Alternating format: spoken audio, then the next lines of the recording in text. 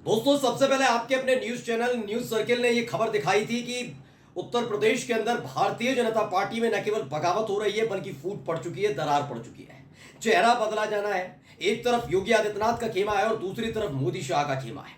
यानी अखिलेश यादव ने जो कहा था वो सच साबित होने जा रहा है। उत्तर प्रदेश में योगी आदित्यनाथ की कुर्सी को छीनने के लिए एक दौड़ सी हो रही है, एक प्रतियोगिता हो रही है। आज इसके पक्के सबूत लेकर आया हूं आपके सामने। जी हाँ, एक तरफ है योगी आदित्यनाथ, दूसरी तरफ मोदी शाह। योगी आदित्यनाथ के खिलाफ साजिशों का दौर, एक एक करके उन तमाम नेताओं या फिर कहा जाए तमाम प्रवक्ता और तमाम लोगों के खिलाफ कार्रवाई हो रही है जो योगी आदित्यनाथ के करीब हैं या फिर मोदी शाह के करीब हैं।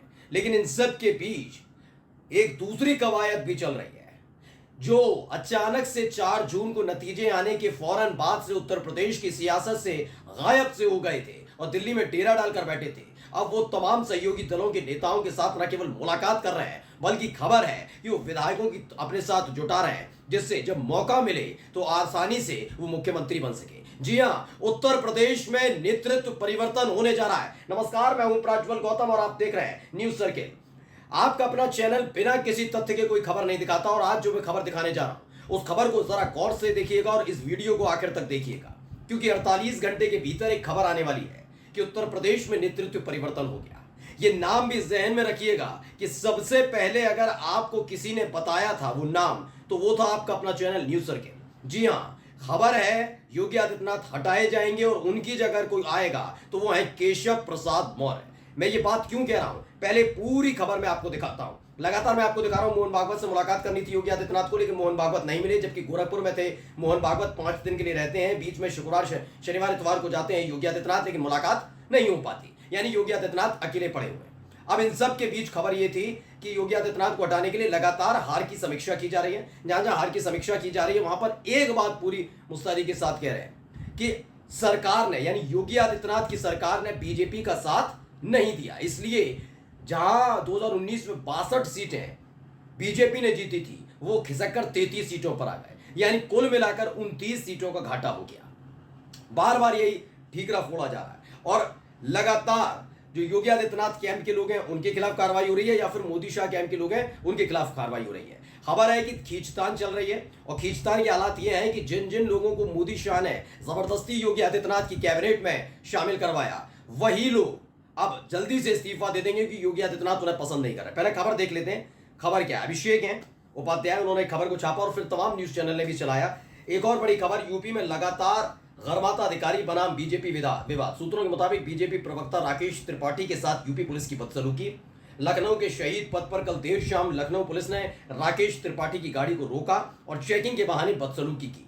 अपने परिवार के साथ जा रहे थे राकेश त्रिपाठी, परिचय देने पर भी की गई बदसलूकी। श्रीनगर से परिवार समेत लौटे थे राकेश त्रिपाठी। अब अपनी गाड़ी से राकेश त्रिपाठी, जो आपने देखे होंगे प्रवक्ता, उन्होंने बीजेपी का झंडा उतार दिया और राकेश त्रिपाठी ने, और उस पर लिख दिया अधिवक्ता। दरअसल वो पेशे से अधिवक्ता है, लेकिन राकेश त्रिपाठी बीजेपी के एक बड़े नेता भी और राष्ट्रीय प्रवक्ता है। ऐसे में जब उन्होंने देखा कि उनकी ही पार्टी की सरकार है, उसके बावजूद भी जो ये तमाम पुलिस वाले मनमड़ बनकर बदतमीजी और बदसलूकी कर रहे हैं, यानी अपनी ही पार्टी के खिलाफ मोर्चा किसी और ने नहीं, राकेश त्रिपाठी ने खोला है। ये बताए जाते हैं खासम का संघ के, ये बताए जाते हैं मोदी शाह की खासम का, इसलिए ये सब हो रहा है। अब खबर क्या है? खबर एक और मैं पढ़ रहा हूं, उसके बाद आपको पूरी कहानी समझाऊंगा। एबीपी न्यूज ने एक खबर छापी, बीजेपी न्यूज, बीजेपी में भीतर घात है बहाना, योगी की कुर्सी है निशाना। पत्रकार बोले सीएम को साफ करने का बन रहा है प्लान। ये अभय दुबे हैं, उन्होंने इस पूरी कहानी को बताया है। क्या बताया, थोड़ा मैं पढ़कर बता रहा हूं। देखिए, इन्होंने लिखा है एबीपी न्यूज ने, बीजेपी सरकार चलाने के तरीके का परिणाम है अंतरकलह। ये अभय दुबे कहते हैं कि ऐसा हो रहा है, लेकिन इसमें ये बात भी लिखी है, योगी को साफ करने के लिए समीक्षा की जा रही है। वरिष्ठ पत्रकार अभय दुबे वो कहते हैं कि जो समीक्षा चल रही है या तो ये सीएम योगी को साफ करने के लिए हो रही है या फिर लीपा पोती करने के लिए चल रही है। लेकिन खासकर बात यह है कि योगी आदित्यनाथ पर लगातार सवाल उठाए जा रहे हैं कि उन्होंने इस चुनाव में, इस लोकसभा चुनाव में बीजेपी का साथ नहीं दिया। कोशिश हो रही है कि जितना योगी पर आंच आ सके आ जाए। अगर ऐसा नहीं होता है तो पूरे मामले की लीपापोती कर दी जाए। उसके बाद जब विधानसभा चुनाव आएगा तो नए सिरे से शक्ति संतुलन देखेंगे। अगर योगी को अभी नहीं हटा पाएंगे तो आगे चुनाव के समय हटाएंगे। योगी इकलौते ऐसे सीएम है जो पीएमओ के निर्देशों का अपने मन मुताबिक पालन करते हैं। योगी ने संघ प्रमुख मोहन भागवत से भी पर्दे के पीछे मुलाकात की, दावा कर रहा है, लेकिन मैं पूरी जिम्मेदारी के साथ कह रहा हूं कोई मुलाकात नहीं हो पाई। इस पूरे खेल में योगी आदित्यनाथ अकेले पड़ गए। अब खेल क्या है, यहां समीक्षा बैठक करो, वहां समीक्षा बैठक करो, इधर समीक्षा बैठक करो, उधर समीक्षा बैठक करो, और हर समीक्षा बैठक की आप खबर देख लीजिए, वहां पर यह बताया जा रहा है कि सरकार ने, यानी योगी आदित्यनाथ की सरकार ने बीजेपी का साथ नहीं दिया, इसलिए करारी हार हुई है। यानी योगी आदित्यनाथ पर ठीकरा फोड़ा जा रहा है, एक तरफ योगी आदित्यनाथ और एक तरफ मोदी शाह। लेकिन इन सब के बीच कौन खेल कर रहा है उसे मैं आपको दिखा देता हूं। आपके अपने चैनल न्यूज सर्किल ने बताया था कि जैसे ही 4 जून को नतीजे आए और एक खबर मिली आई थी अंदर खाने से कि दिल्ली पहुंचे थे योगी आदित्यनाथ, तो एक गुप्त मीटिंग हुई थी और उस मीटिंग में मोदी शाह के साथ साथ कई और नेता थे, लेकिन योगी आदित्यनाथ को खास तौर पर बुलाया गया था। और खबर यह थी कि अमित शाह ने पेशकश कर रखी थी योगी के सामने कि वो मुख्यमंत्री पद से इस्तीफा दें और केंद्र में यानी मोदी सरकार में कैबिनेट मंत्री बन जाए, लेकिन योगी आदित्यनाथ ने मना कर दिया। खबर यह तलक थी कि इसमें तनाव भी पैदा हुआ, तो नोकझोंक भी हुई थी और योगी आदित्यनाथ ने साफ साफ कह दिया था कि मैं नैतिक जिम्मेदारी हार की कैसे ले लूं जब एक एक प्रत्याशी आप लोगों ने यानी मोदी और शाह ने मिलकर चुना। आप लोगों ने तय किया गोरखपुर से कौन लड़ेगा, कुशीनगर से कौन लड़ेगा, देवरिया से कौन लड़ेगा, वाराणसी से कौन लड़ेगा, अमेठी से कौन लड़ेगा, अलीगढ़ से कौन लड़ेगा, आगरा से कौन लड़ेगा। तो जब सब कुछ आपने तय किया तो हार का ठीकरा मुझ पर क्यों फोड़ रहे हैं। और यही बात थी कि दोनों के बीच विवाद भी होता। उसके बाद की तस्वीरें भी मैंने आपको दिखाई थी, कैसे एनडीए की बैठक के दौरान योगी आदित्यनाथ का चेहरा लटका हुआ था। 9 जून को जब शपथ ग्रहण समारोह हो रहा था मोदी जी का, उस वक्त भी योगी आदित्यनाथ का चेहरा लटका हुआ नजर आ रहा था, यानी विवाद चरम पर था।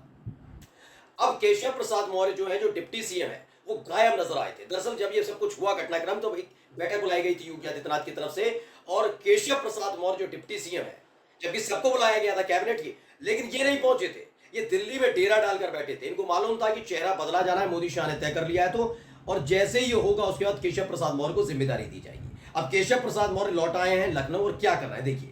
केशव प्रसाद मौर्य ने, किसी और ने नहीं, केशव प्रसाद मौर्य ने, जी हाँ, उत्तर प्रदेश सरकार में डिप्टी सीएम केशव प्रसाद मौर्य ने अपने ट्विटर हैंडल पर इस तस्वीर को डाला है। क्या है, आज लखनऊ के 7 कालिदास मार्ग स्थित कैंप कार्यालय पर उत्तर प्रदेश सरकार में माननीय कैबिनेट मंत्री तथा सुहेलदेव भारतीय समाज पार्टी के राष्ट्रीय अध्यक्ष श्री ओम प्रकाश राजभर जी एवं माननीय विधायक गण श्री श्री बेदीराम जी, श्री रामचंद्र प्रधान जी से शिष्टाचार भेंट कर कुशल क्षेम लिया गया। ऐसा कौन सी बात है कुशल क्षेम, क्या बीमार पड़ गए थे क्या बीमार तो नहीं था इनमें से कोई। ये सारी की सारी कवायद है कि सबको एक साथ लाया जाए। केशव प्रसाद मौर्य को ये दिखाना होगा कि बीजेपी के विधायक तो विधायक, लेकिन उनके साथ बीजेपी के विधायक इधर उधर नहीं जा पाएंगे। अगर बंटवारा हुआ तो योगी आदित्यनाथ समर्थक कुछ विधायक उतर जाए, लेकिन अधिकतर मोदी शाह के प्रति या बीजेपी के प्रति समर्पित रहेंगे, लेकिन वो भी उम्मीद कम लग रही है क्योंकि ताकत दोनों की कम हुई है। तो बीजेपी का खेमा संभालेंगे मोदी शाह, लेकिन तमाम सहयोगी दलों को एक साथ लेकर चल सकते हैं, इसकी उनको पूरी कोशिश करके रखनी है कवायद, कि जब मौका मिले तो उन्हें बताना होगा कि चाहे सुभाषपा हो, चाहे संजय निषाद हो, चाहे अनुप्रिया पटेल हो, सबके सब साथ चलने के लिए तैयार है केशव प्रसाद मौर्य के नेतृत्व में। तो ये साबित करने के लिए लगातार मुलाकात हो रही है, और हर कोई जानता है ओम प्रकाश राजभर और योगी आदित्यनाथ के बीच ठनी हुई। आपको याद होगा कि पहले मंत्री हुआ करते थे, योगी आदित्यनाथ की सरकार पर आरोप लगाया, कैबिनेट से बाहर निकल गए, एनडीए को छोड़ दिया, फिर समाजवादी पार्टी के साथ आए, 2022 में चुनाव लड़ा, जो अपेक्षित जीत थी वो नहीं मिल पाई, फिर दोबारा कूद कर ये बीजेपी में जाना चाहते थे, यानी एनडीए का साथ चाहते थे। योगी आदित्यनाथ ने घास नहीं डाली, अमित शाह के कहने पर एनडीए में शामिल किया गया।